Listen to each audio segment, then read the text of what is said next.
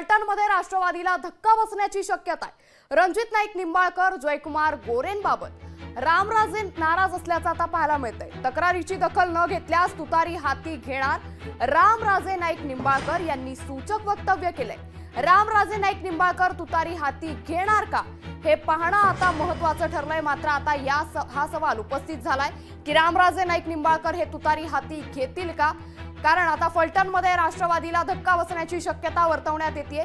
रणजित नाईक निंबाळकर जयकुमार गोरेंबाबत आता रामराजे नाराज असल्याचं पाहायला मिळतंय। तक्रारीची दखल न घेतल्यास तुतारी हाती घेणार का, रामराजे नाईक निंबाळकर यांनी सूचक वक्तव्य केलंय।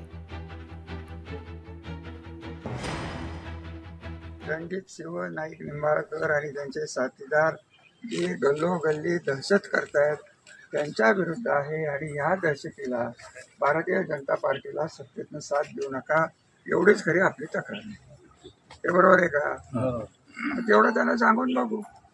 तुम्ही तयारीने या, महिला येऊन द्या, आपण एक तास वेगळा कार्यक्रम घेऊ आणि विषय संपून टाकू। आणि नाहीतरी उद्या जर फरक नाही झाला